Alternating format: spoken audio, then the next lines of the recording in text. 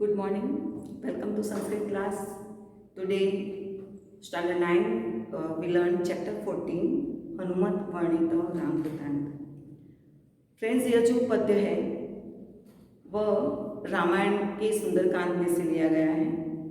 रामायण के रचयिता है महर्षि वाल्मीकि, जो 7 कांड और 24,000 श्लोकों में विस्तृत है, जिसकी आवृत्ति महाराजा सयाजीराव गायकवाड़ यूनिवर्सिटी से प्राप्त की गई है, मतलब मान्य की गई है जिसमें. और यह जो पद्य है सुंदरकांड, हमें पता है कि जब हनुमान जी सीता की खोज में जिसको लंका के राजा रावण ने उनका किडनैप किया था, अपहरण किया था, उनकी खोज में जब राम निकलते हैं तो सुग्रीव से फ्रेंडशिप करके उनकी सहायता से सीता की खोज करना प्रारंभ करते हैं. तब उनके प्रिय भक्त हनुमान जी की जो एक टीम निकलती है, उसमें हनुमान जी लंका पहुंचने में सफल होते हैं और वहाँ पे विभीषण की सहाय से वो पता लगा पाते हैं कि सीता कहाँ पे है. उन्हें पता चलता है कि रावण की जो अशोक वाटिका है, लंका की जो अशोक वाटिका है, वहाँ सीता को रखा गया है. वह वहाँ छुपके से जाते हैं और जिस अशोक वृक्ष के नीचे सीता बैठी हुई थी उस पेड़ पे छुप के बैठ जाते हैं और इंतज़ार करते हैं कि जब उन्हें एकांत मिले. जब सीता अकेली पड़ती है तब हनुमान जी खुद राम के दूत हैं. वह विश्वास दिलाने के लिए, ट्रस्ट दिलाने के लिए वह राम का वृत्तांत गा के सुनाते हैं. और यह अनुष्टुप छंद में है, रामायण पूरा अनुष्टुप छंद में है, तो गा सकते हैं हम अच्छी तरह से. तो यहाँ पे क्योंकि राक्षसों की नगरी है, कहीं पे भी कुछ भी हो सकता है, तो सीता को जल्दी से विश्वास नहीं आ सकता. हनुमान जी जब ये गा के सुनाते हैं कि राम के दूत हनुमान यहाँ पे किस तरह से आए, क्यों आए, किस लिए आए, तो सबसे पहले वह राम कथा का गान करते हैं और अयोध्या के राजा दशरथ से शुरुआत करके खुद हनुमान किस तरह से यहाँ पहुँचे, ऐसे 11वें श्लोक का अभ्यास हमें करना है. क्रमशः सुंदरकांड से जो लिया गया है, हमें याद रखना है कि रामायण आदि काव्य है और महर्षि वाल्मीकि जो उनके ऑथर है वह आदि कवि के नाम से प्रसिद्ध हैं. और यहाँ पे मैंने अभी स्टार्टिंग में 1 to 4 श्लोकास लिए हैं, क्योंकि 5th से 11 तक के एक के साथ एक कनेक्टेड है और वह एक के साथ अधूरा है, दूसरे में आएगा, दूसरे का तीसरे में आएगा.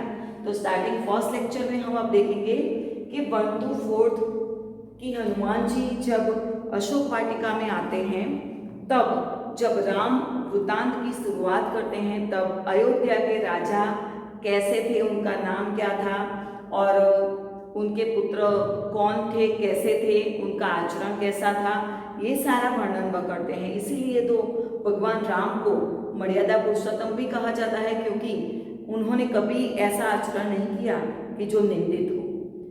मैं और एक बात बताना चाहूँगी आपको कि रामायण एक ऐसा भक्ति काव्य है जिसमें सारे आदर्श हैं,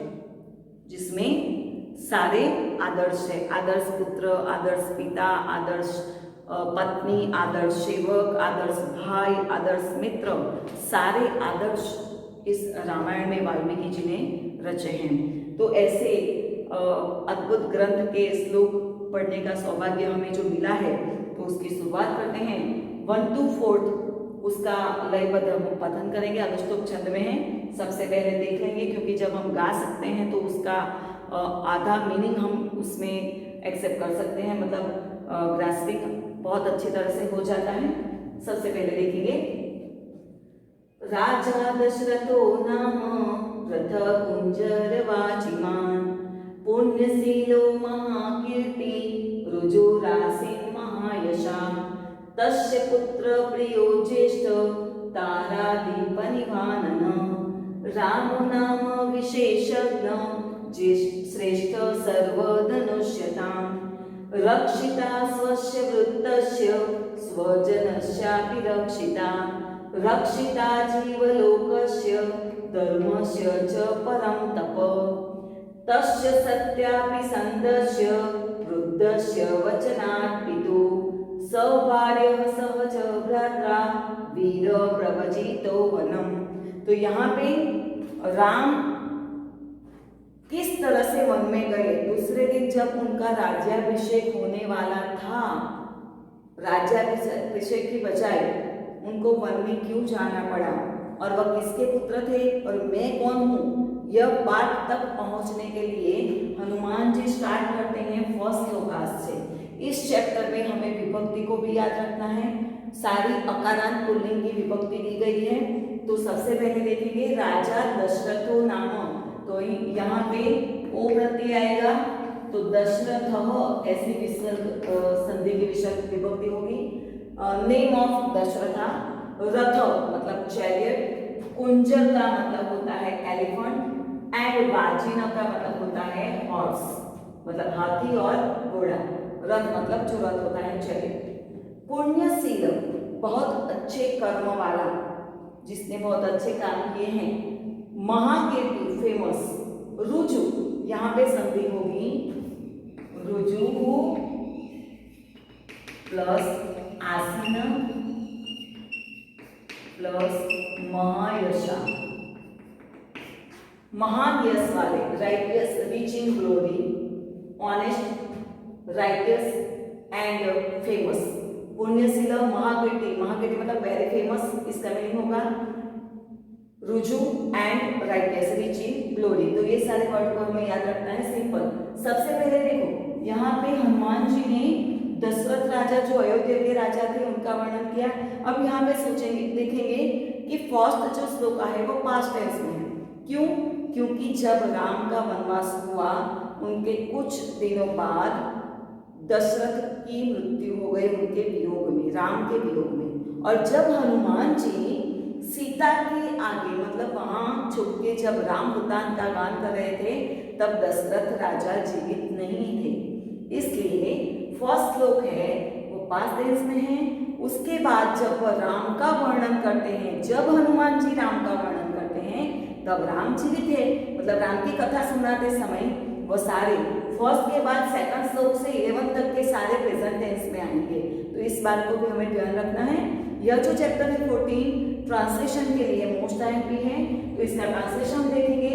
राजा दशरथ नाम there was a king of Dasharatha who was very famous, महाकीर्ति, honest, रुजु, पुण्यशील, righteous and महायशा, rich in glory, possessing chariot, elephants and horses। इस तीनों को लास्ट में भी ले सकते हैं, पहले भी ले सकते हैं। There was a king by the name Dasharatha, possessing chariots, elephants and horses, was very famous, honest, righteous and rich in glory। यहाँ से भी ट्रांसलेशन कर सकते हैं हम, यहाँ से भी ट्रांसलेशन कर सकते हैं। तो इस तरह से सबसे पहले हनुमान जी ने दशरथ की बात की। उसके बाद उन्होंने कहा तस्य पुत्र प्रियो ज्येष्ठ तारादीपनिभानन राम नाम विशेषज्ञ श्रेष्ठ सर्वधनुष्यताम। सबसे पहले यहाँ पे देखेंगे जो तस्य शब्द आया है, श प्रत्यय है, 6 विभक्ति, हिज, तो हिज शब्द किसके लिए प्रयोग किया गया है? दशरथ के लिए। यहाँ पे जो तस्य शब्द है वो किंग दशरथा के लिए प्रयोग किया गया है। जो दशरथ नाम के किंग थे उनके पुत्र कैसे थे? प्रिय। दशरथ तो बहुत ही प्रिय थे, इसीलिए उनके वियोग में उनकी मृत्यु हो गई। और उनको श्रवण के माता पिता का श्राप भी था कि पुत्र वियोग में दशरथ की मृत्यु हो जाएगी। जब युवा थे दशरथ और आखेट के लिए निकले थे और उन्होंने शब्दभेदी बाण चलाया था किसी पशु के पानी पीने की आवाज सुनकर, और देखे बिना ही चला दिया था, और वह तीर सीधा श्रवण को जाके लगा, उनकी मृत्यु हो गई। वो पानी उनके अंध पेरेंट्स को पिलाने के लिए जब दशरथ जाते हैं तब वह ऋषि दशरथ को श्राप देते हैं कि जिस तरह हमारी मृत्यु हमारे पुत्र के वियोग में हुई उसी तरह तुम्हारी मृत्यु भी पुत्र वियोग में होगी। तो वह श्राप भी था और राम उनको प्रिय भी थे, राम बड़े पुत्र थे, ज्येष्ठ मतलब एल्डेस्ट एंड प्रिय मतलब लविंग सन, तारा दीपनि आनन, मोस्ट आईएमपी इस वर्ड को समझो, तारा अधिपति मास्टर ऑफ स्टार्स, और तारा स्टार के अधिपति कौन है, मून चंद्र। तो आनन उसके बाद जो वर्ड है आनन शब्द संधि अलग करेंगे तो आनन हो जाएगा। आनन का मीनिंग होगा फेस, जिसका फेस मून जैसा है मतलब चंद्र जैसा है। किसका फेस है, राम का। किसकी बात की गई है, राम की। विशेषज्ञ, विशेषः प्लस अग्न, अग्न मतलब नोन, मतलब वो एक्सपर्ट इन नॉलेज, सारे नॉलेज में सभी बात में एक्सपर्ट है। श्रेष्ठ बेस्ट सर्वधनुष्यता ऑफ ऑल आर्चर्स, सारे धनुर्धारियों में वह बेस्ट है। कौन बेस्ट है, राम है। यह हनुमान जी सीता को सुनाते हैं कि दशरथ के पुत्र जो उनको बहुत ही प्यारे थे और ज्येष्ठ थे, जिसका फेस मून के जैसा था और वह एक्सपर्ट थे, स्कॉलर थे और बेस्ट ऑफ ऑल आर्चर्स, जिसका नाम राम है। किसके पुत्र राम है, दशरथ, दशरथ के पुत्र राम तो है, पर वह कैसे हैं, फेस उसके मून जैसा है, उसका विशेष नॉलेज वाले हैं, एक्सपर्ट हैं और best of all archers and जिसका नाम राम है। तो उनकी विशेषता, उनका नाम, उनका वर्णन उन्होंने किया। His eldest son, eldest and loving son Rama having face like moon was expert and the best of all the archers. अब उसके बाद वो कहते हैं कि वो कैसे हैं, वो कौन, राम। अब हनुमान जी राम की बात करते हैं और सुनाते हैं।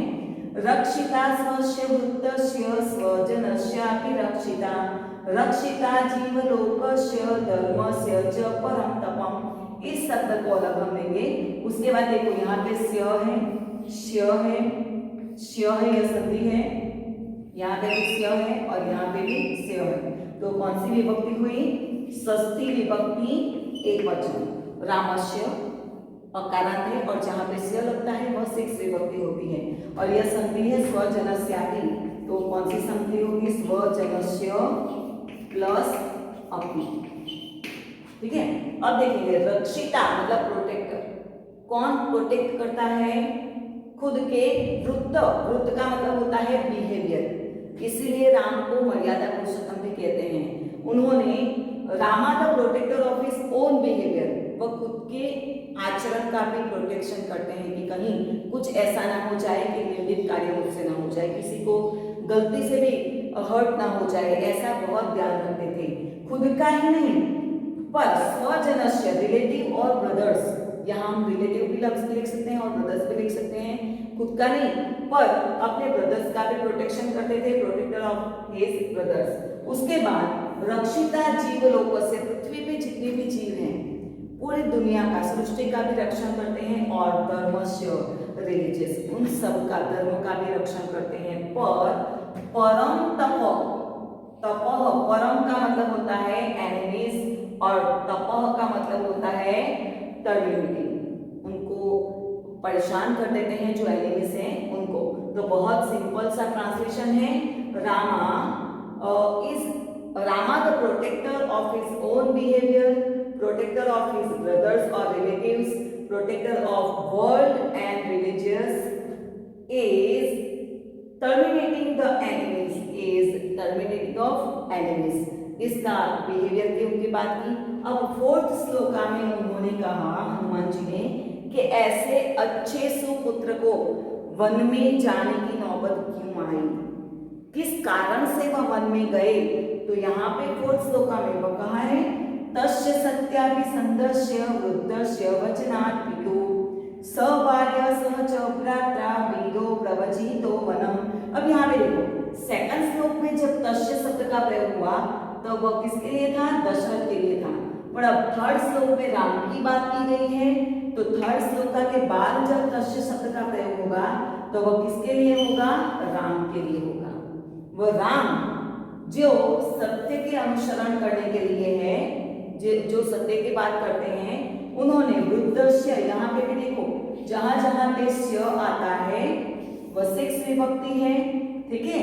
वचनात्, वचनात् यह पंचमी विभक्ति है, रामात पितुः का अर्थ है पितुः प्रथमा विभक्ति एक वचन है, वीरः प्रथमा विभक्ति एक वचन है और वनम शब्द नपुंसकलिंग है, फर्स्ट सेकंड विभक्ति एक वचन। तो तस्य सत्य अभिसंधस्य वृद्धस्य मतलब ओल्ड, वचनात् मतलब प्रॉमिस, पितुः એટલે फादर, सभार्य सभार्य भार्य मतलब वाइफ, भार्या, विथ स शब्द का प्रयोग हुआ आगे तो विथ वाइफ एंड सहज भ्राता, भ्राता मतलब ब्रदर, उनके साथ। यहाँ शब्द वीर शब्द का प्रयोग हुआ, तो वीर शब्द का प्रयोग किसके लिए हुआ है? राम के लिए। राम के लिए यह विशेषण है। प्रवचितो वनम, प्रवचितो मतलब गए, वन में गए। क्यों गए? तो अपने ओल्ड फादर के प्रॉमिस के लिए उन्होंने, जिसकी प्रैक्टिस ऑफ ट्रूथ, जो सत्य के वचन पालन करते हैं, और वचनात् प्रवचितो set out to the forest, set out to the forest, किसके साथ गए? विथ भार्या मतलब with wife and with his brother, उन दोनों के साथ वो वन में गए। ठीक है, अब इसका ट्रांसलेशन देखेंगे। यहाँ तस्य की जगह हम रामा लिख सकते हैं। Rama determined to practise truth, set out, यहाँ पे इस लाइन का ट्रांसलेशन लेना है। सबसे पहले इसको लाइन करेंगे, उसके बाद यहाँ लेंगे set out off to the forest with brother and wife to keep, किसके साथ, किसके कारण गए? To keep the promise of his old father, old father के प्रॉमिस के लिए वह वन में गए। तो इस तरह से 1 to 4 ट्रांसलेशन के लिए सिंपल है। यह पद्य बहुत ही सरल है। एक बार फिर से हम इसका ट्रांसलेशन लर्न कर लेंगे। फर्स्ट किंग ऑफ दशरथा की बात की गई है। There was a king by the name Dasharatha who was very famous, honest, righteous, rich in glory, possessing chariots, elephants and horses. Second में राम की बात की गई है। His eldest and loving son Rama, having face like moon, was expert in all knowledge and the best of the all the archers. Third में है protection की बात की गई है। Rama the protector of his own behaviour, first line की बात है। प्रोटेक्टर ऑफ हिज ब्रदर्स और रिलेटिव्स भी लिख सकते हैं यहाँ पे। Protector of the world and religious is terminating the enemies, वह शत्रु को परेशान करते हैं, उनको पनिश करते हैं। उसके बाद फोर्थ में वह जो सेट आउट फॉरेस्ट क्यों गए इसके बात की गई है। Rama determined to practise truth, set out to the forest with brother and wife to keep the promise of his old father. तो इस तरह से हमें 1 to 4 का ट्रांसलेशन लिखना है। Next 5th to 11th lecture next lecture में लिखेंगे।